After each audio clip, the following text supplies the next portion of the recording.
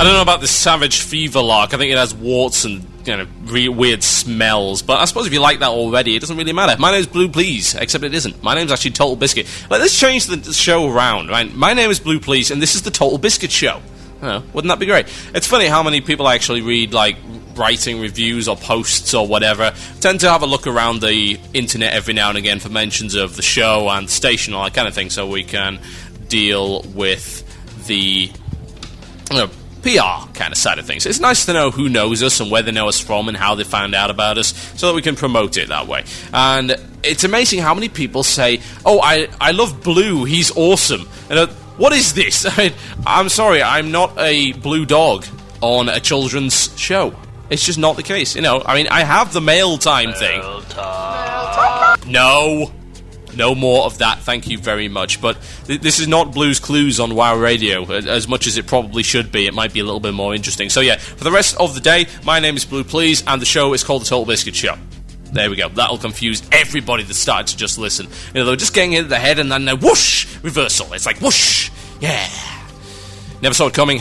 Always changing, always evolving on this show. Oh yes, oh yes. Right. Speaking of changing, speaking of evolving, we were dealing with the idea of PvP a few weeks back, and the fact that I thought it was really stale. Now, there was one thing that I didn't mention, one rather large thing, and that was not, in fact, my huge shaft, which I still haven't managed to get out of the studio.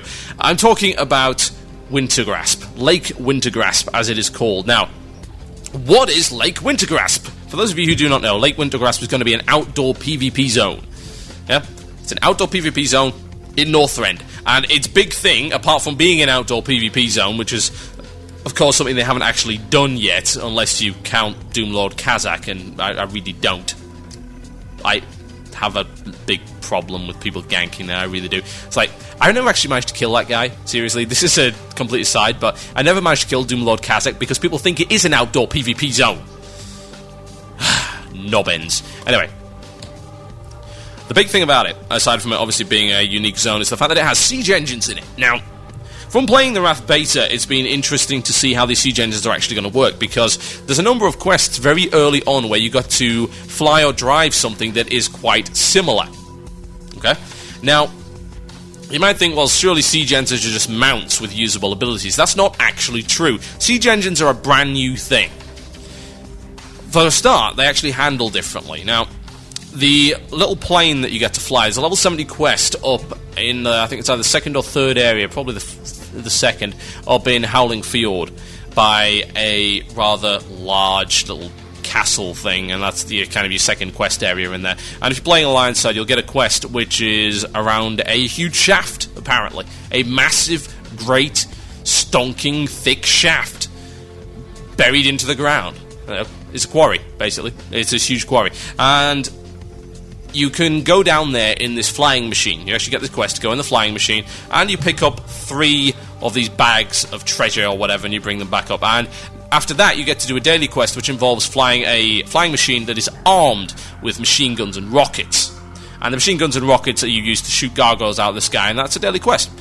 And it's interesting to see how that plane actually handles. It doesn't handle like a mount. You can't stop it. Once it's going, you cannot stop it. And it has a turning circle, which is kind of neat, because that's not something we've really seen before, especially not in controllable stuff, you know. I mean, hey, the bombing runs have, but we're talking about controlling a bombing run in something that is actually flying and it isn't merely just a mount in the sky. It's intriguing. It's very interesting. Now, that should demonstrate particularly how they work, and there are other siege engines. There was actually a very nice exposition video on the subject that you can find if you go and look for First Look Wintergrasp on WoW Insider. Some guy who was doing exploration videos managed to somehow get access to some of the stuff, and he showed us how the flying machines worked, which again you can see in Howling Field. He also showed us a Demolisher-style siege tank with a catapult, and a Goblin Shredder, which has a jetpack strapped to the back of it, because, well, let's face it, you know, that's what you really, really need on woodcutting equipment. I've seen it all the time. I think the biggest problem with forestry in this world is a lack of jetpacks, really. You know, so just bear that in mind, eco-nuts. The reason it's got this bad is because we don't have any jetpacks. So stop protesting the damn jetpacks! Ugh, fuel efficiency be damned. I want to fly through the air, damn it. Now, Wintergrasp has got this whole siege warfare thing going on, and the use of siege engines, to me, initially seemed like something of a gimmick. But I've been reading up on it and gathering all the information I can. There was a great article on WoW Insider, pluggity plug, which analysed the Wintergrasp PvP discussion that was had at WWI, the panel that they had there, and I was intrigued by the whole idea. I was intrigued by the idea that it was going to be an outdoor zone dedicated to PvP, because to me, World PvP so far has been an absolute flop. It's been a dud, a zero, a failure, a complete waste of time. And to be honest, I think that Blizzard actually agrees with that. I really do. They made the attempt in the Burning Crusade with the PvP objectives, but the vast minority of people actually did that because really the rewards weren't actually worth having. Honestly, let's be fair here, they weren't. You got stuff maybe as you were leveling, but there was no point going back there once you really hit level 70. There was nothing of value, and people just did the arenas, did the battlegrounds. So World PvP, while it happened a little bit as we were leveling up in TBC, quickly died out and is now the domain of the tiny minority of hardcore players that just do that.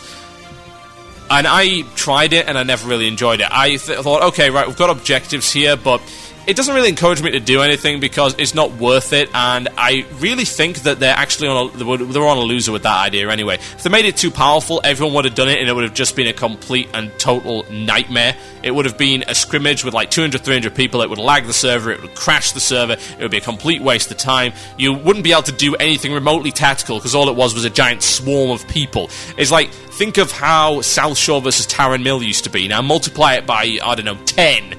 And then you've got an idea of what that could have been if they'd buffed the buffs and the items and stuff that you got from World PvP to ludicrous levels. I mean, seeing a large battle in Halar, for instance, is relatively rare, and even then, that's the biggest effort they made at a World PvP zone right there. They put this contestable town.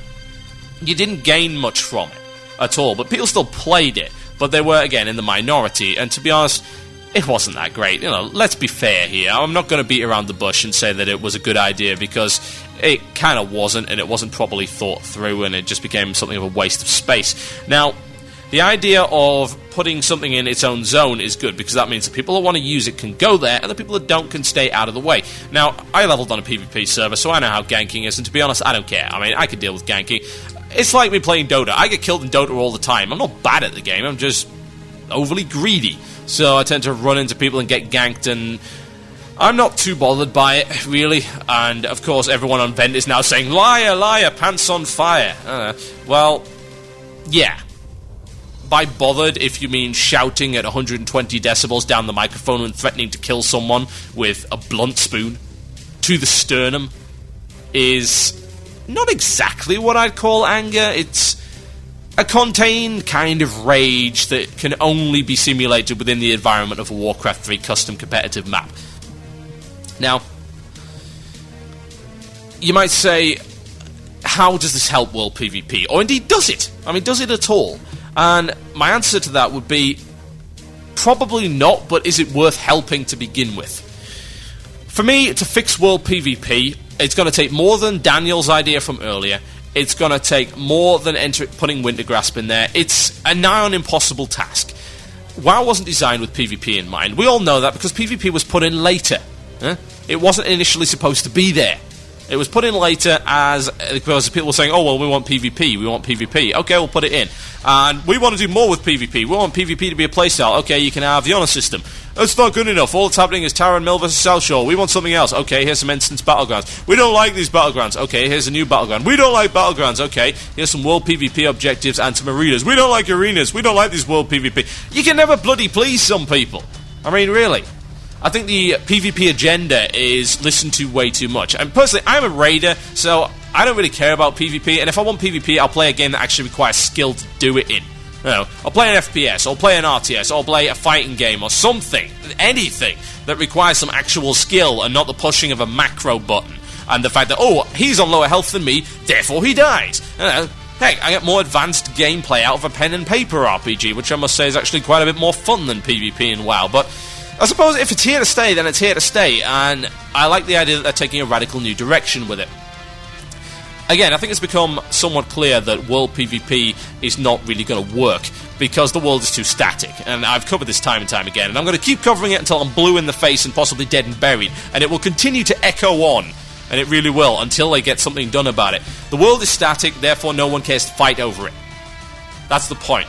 It's like, you might say that people will fight for any given reason, but if they're fighting for the sake of fun, then there's got to be something worth fighting over. It's like saying, hey, we'd all play Team Fortress 2 if the map was nothing more than a 4x4 box. No, you wouldn't. You want interesting levels, you want objectives, you want things to fight over, you want the intelligence, or the lack of intelligence, as I mostly find in Team Fortress 2. And that's something that is required for a PvP competitive environment. Just killing the other team, especially in a game that doesn't require skill, is not good enough. Like, in a game that is skill-based, it's okay to kill the other team, because like, hey, I'm skillful, I have this kill, But in a game that doesn't, and a game that is based on progressing your character, you can't progress your character by doing nothing more than killing the enemy. It's not enough. It's not enough to just kill people of the opposing faction. You don't gain anything from it. Now, if you want a world PvP, you have to have something worth fighting over, and as demonstrated, it's got to be something more than a little tower in the middle of nowhere that serves no practical purpose. A buff is not enough. Spirit shards are not enough. Those marks of honor or whatever it is that you get from doing the Hellfire, not enough. Because people know, they realise that there's nothing there really to fight for. It's a gimmick. I mean, when you're in Battlegrounds, at least they're not trying to disguise the fact that it's a gimmick. You go into Battlegrounds, it's an entirely different instance. It's blatantly just a mini-game. And as long as you're okay with that, and you're not having to suspend your disbelief, that's fine. You say, okay, we're going to Battlegrounds for the mini-game. We're not going into the middle of the questing zone, which they've tried so hard to make look like, there's something going on in the zone. And then randomly, suddenly, in the middle of nowhere, big friggin' tower. For no apparent reason. And you know what? Big friggin' tower shatters my sense of disbelief, and I don't like Big friggin' tower. Big friggin' tower stole my lunch money when I was little. He killed my dog. Threw my cat in the river. All this other horrible stuff. That is the fault of Big friggin' tower. And I don't like him being here. I really don't. He was very mean to me. So, I think the idea of tacking world PvP into these zones is not a good idea. So I am going to side with the fact that Wintergrass might be fun, because it's taken that away. Okay? It's taken the idea that, there are world PvP objectives away into, this is not world PvP. Let me just say, if you say that Wintergrass was world PvP, that's not true. It's not, because it's a contained zone. Yeah, it might be outside, but that doesn't mean it's world PvP. It doesn't affect the world, it is zone PvP. And that's a new term that people should start to use. It is zone PvP. And that's cool. That's okay. Because, in this case, it's not a case of suspending disbelief. You're going into what is clearly marked out as a war zone. And the zone is a battlefield. And it's hopefully a perpetual battlefield with stuff that can be changed. And there's the big kicker. That is what has been lacking up until this point. You cannot change anything in the world. The world is static. Yeah? And attempting to introduce something that you can change doesn't feel right, because those zones have been static for X number of years, and suddenly saying, here's a big friggin' tower, isn't good enough. Having a zone from the start that is known to be a war zone, and starts off as a war zone and continues to be a war zone, that works better. That's fine. And it doesn't even matter if you can't change much, because if you can knock down a tower and a bridge, and it's going to maybe be like that unless it gets fixed by the time you get back, now that is a revolution. It is a revolution. And starting it off in one contained zone is a good idea. Trying to introduce the whole idea of, hey, it's now not a static world right now, that's not going to work. People are not going to accept that, because they knew, and this is what they're used to. For 3.5 years or whatever, they've been used to dealing with a static world that is nicely set out, it's pretty, it's got a good story behind it, the quests are fun, but it's still static. It's going to be the same when you get back there. And it's no good just to change it all now and say, hey, suddenly the world's in upheaval. No, you don't want to do that. It's not sensible from a business perspective, because screwing with people's perceptions is never good when you want them to stay subscribed to your game, because some people get disillusioned, a lot of people fear what they do not understand, and let's be honest, the general population of WoW, not that bright. So, not a good idea. Now, putting it in one zone that's clearly marked, much better idea. Now, I must say that I am looking forward to trying out Wintergrasp, and I'm hoping that it's going to be as good as it looks. The whole siege idea looks great. I mean, it's not just the siege engines and the fact that you can pilot these vehicles, it's the fact that you can knock stuff down and it will stay knocked down And that's a big thing for me. The idea of affecting the world, even in such a small way, as to knock down a brick from a wall, or destroy a bridge, or set a tower on fire and have it burn to the ground because you've been using a siege engine. To me, that is change we can believe in, to coin a phrase. Now, I would hope that they manage to pull it off. It would be nice. I really do hope that. I mean, I've been looking at it, and it looks alright. The siege engines look relatively fun to use. I've flown one of the flying machines, and it works pretty well. It's going to take a bit of getting used to. It's certainly different, but I'm looking forward to it. And I hope you guys are too. And I will look forward to seeing you guys in the battleground. And I hope that there won't be a huge friggin' tower in the middle of nowhere. And if there is, I'm going to collapse it on you. Simple as that. You are listening to TotalBiscuit Show with myself, Blue Plz. See how I had to actually think about that one? That's kind of scary. I'll play some Night Rage for you. It's a jubilant cry, and I'll be right back after this with the illusion of choice. Enjoy.